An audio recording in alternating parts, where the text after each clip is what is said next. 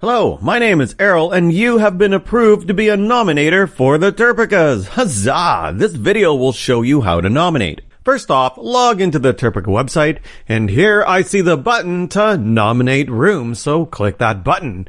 And huzzah! Again, we have important information here. Now don't hit confirm and skip this like you do with terms of service and journals found in escape rooms. If a room you nominate breaks any of the rules we implicitly state in this important part, it will be disqualified and removed. And none of us want to do that, but we have in the past, so please read this.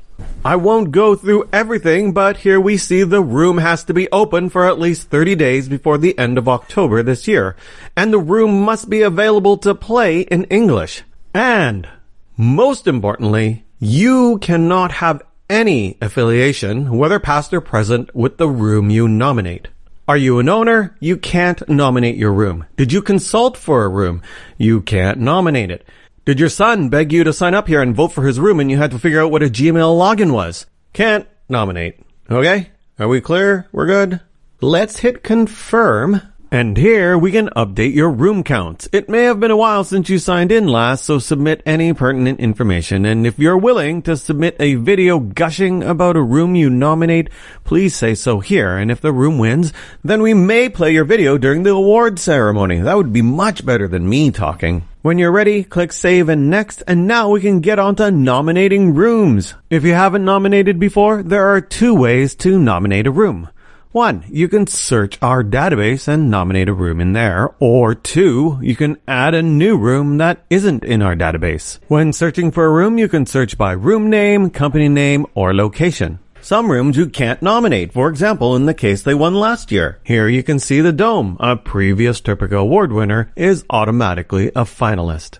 Oh, you know what else you can't nominate? Rooms you have indicated as affiliations in the past. When you do find a room, click the nominate button, and that's it. However, if the room's metadata needs additional data, this button will show up here. Note, to avoid spoilers, I have chosen a closed room, which is no longer viable to be nominated. Let's click this button, and there are 4 fields you can fill in. First is the conflict of interest. Yes, remember, you can't have any affiliation with a room you nominate. Optionally, you can specify a version if the room has been updated or is in a different location or a different language.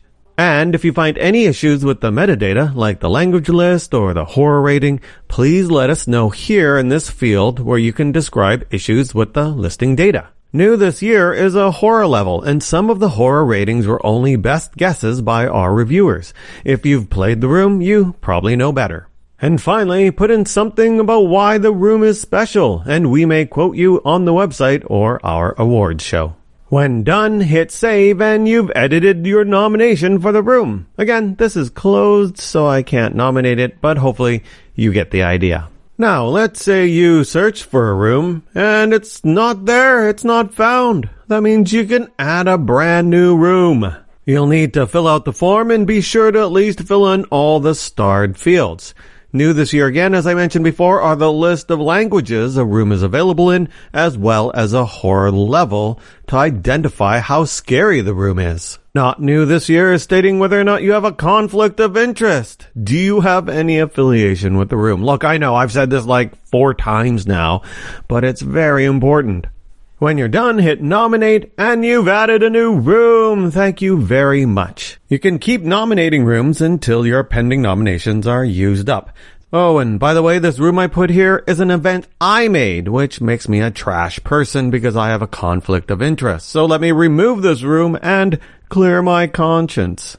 Great. Now let's say I add a room I am not affiliated with, and I am also done with my nominations. I can scroll down and at the bottom of the page, hit next. Now we can submit our nominations. We encourage you to submit at any time before the end of October 31st, because you can always come back, reopen your nominations, make changes, and the earlier you submit, the earlier we can review any new rooms you nominate to ensure they're eligible. Note, if a room you nominate is ineligible, you'll get an email to come back and pick something else, but only if it's before the deadline of October 31st. So again, submit early. One last thing. If you have nominated before, your list of rooms to nominate will be pre-populated. It will include rooms you nominated last year, rooms you nominated that were ineligible but may be eligible this year, like pandemic closures, and rooms that you ranked higher than rooms you nominated. If you're ranking other rooms higher than the ones you actually nominated, maybe don't nominate them. You don't have to use all of your nominations. This isn't a participation award, the Perpicas. That sounds horrible. Oh, and if your list is longer than what you're allowed to nominate, then you will need to delete some. Cut, and kill those darlings. That's a design tip from me to you. Anyway, we're done. I hope you learned something. I know I did. And thanks for watching. Bye-bye.